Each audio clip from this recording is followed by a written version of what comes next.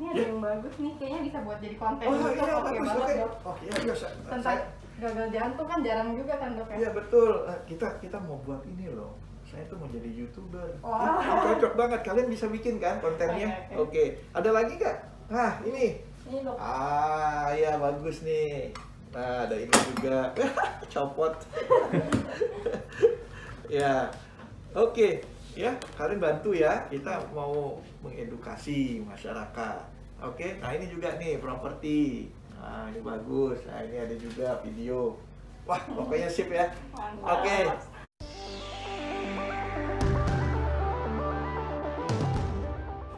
Halo guys, ketemu kembali bersama Dr. Royman Simanjuntak, spesialis bedah toraks kardiovaskuler.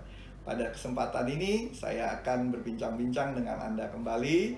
Ada beberapa hal yang perlu kita bicarakan, khususnya mengenai gagal jantung.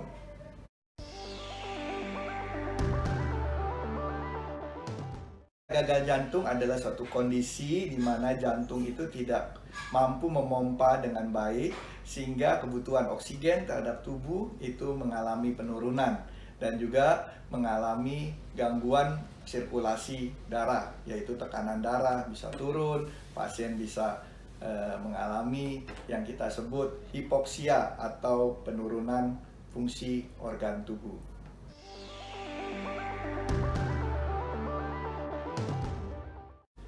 Ya, tanda-tanda atau gejala-gejala umum dari gagal jantung biasanya pasien itu mengalami sesak nafas, terutama saat melakukan aktivitas fisik. Dan kalau dia tidur, kadang-kadang dia harus tidur dengan 2 bantal atau 3 bantal.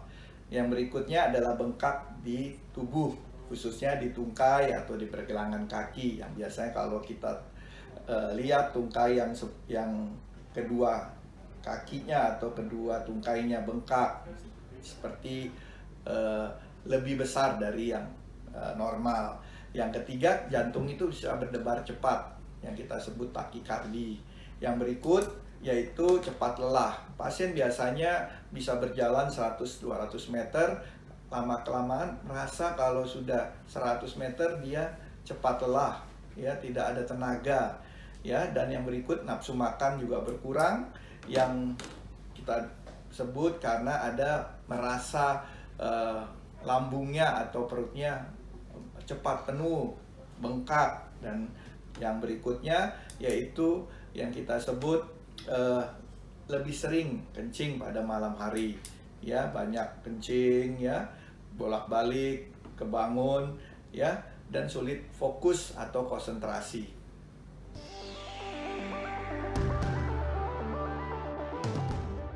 Jenis gagal jantung itu secara singkat saja, secara sederhana adalah gagal jantung kanan dan gagal jantung kiri. Kalau kita lihat seperti saat ini, kita lihat ini adalah jantung, ya, ini juga jantung, ya. Jantung itu ada yang kita sebut jantung kanan, ya, ada serambi kanan, bilik kanan, ada jantung kiri, serambi kiri dan bilik kiri, dipisahkan oleh sekat, dan jantung itu mempunyai otot-otot jantung.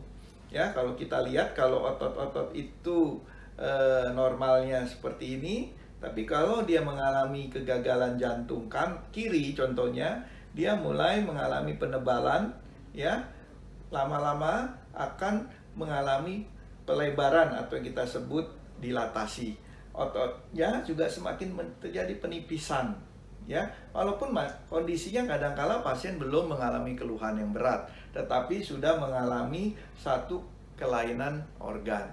Nah, itu yang kita sebut kegagalan jantung kanan atau kiri, tergantung lokasi di mana dia mengalami kelainan atau penurunan kemampuan otot jantungnya.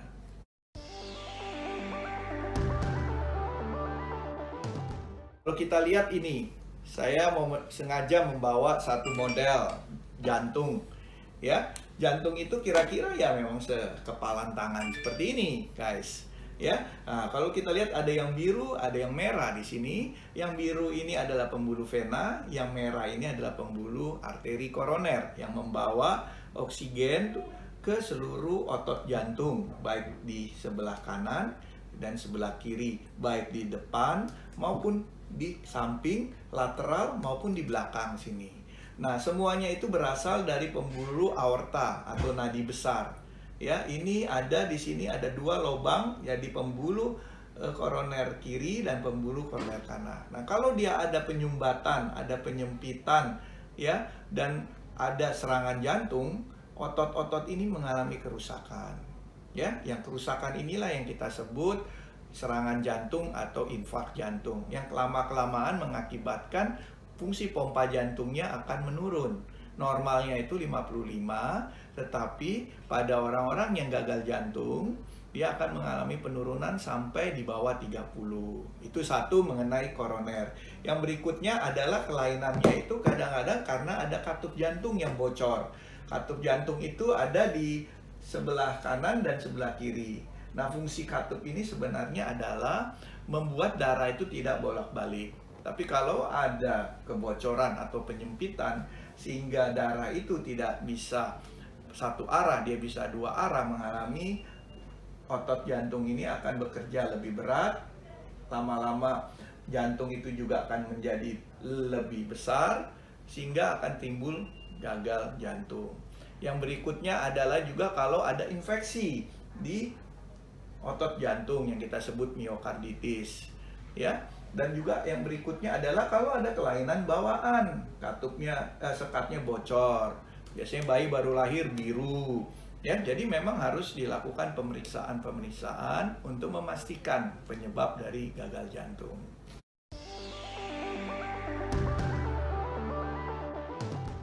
Saya ingin menjelaskan apa itu faktor resiko terjadinya gagal jantung, yaitu bahwa pada gagal jantung bisa disebabkan oleh adanya kelainan-kelainan seperti kolesterol yang tinggi, hipertensi, penyakit gula, dan itu tadi yang kebiasaan kesehatannya, kebersihannya tidak baik, dia akan mengalami penurunan daya tahan tubuh sehingga akan terjadi endokarditis atau miokarditis, ya. Kalau pada anak-anak biasanya yang suka sakit nelan, batuk pilek, ya, yang tidak diobati dengan baik, dengan gizi yang buruk juga, ya, itu hal-hal yang menyebabkan terjadinya gagal jantung.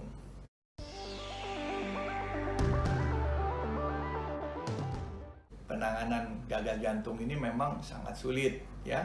Makanya saya katakan tadi bahwa gagal jantung disebabkan oleh banyak faktor risiko, banyak penyakit. Nah, masing-masing penanganan, masing-masing penyakit itu tergantung dari penyebabnya. Jadi yang sebaiknya ya pencegahan lebih baik dari pengobatan, guys. Ya. Nah, tapi saya akan sedikit menyinggung mengenai penanganan. Seperti saya katakan tadi bahwa ada kelainan penyakit jantung koroner, pembuluh koroner. Ya, berarti pasien itu harus dilakukan pemasangan stent, ring cincin dilebarkan kalau dia ada penyempitan, atau operasi bypass, operasi jantung bypass, dipasang pembuluh darah baru yang diambil dari tungkai pembuluh vena atau dari arteri mamari, ya. Atau kalau kalian katupnya harus dioperasi diganti, ya. Atau kalau dia infeksi, berarti infeksinya harus diatasi dengan baik, diberikan antibiotik atau obat-obat antivirus. Nah, kalau dia diabetes, ya mau nggak mau makan obat anti diabetes. Nah, kalau dia darah tinggi ya makan obat darah tinggi. Ya, itu kira-kira lah pengobatannya, guys. Tapi memang sulit, ya. Secara umum tidak ada pengobatan yang sempurna. Masing-masing mempunyai kekurangan. Untuk itu, sekali lagi, stay healthy, jangan sampai sakit gagal jantung. Dah.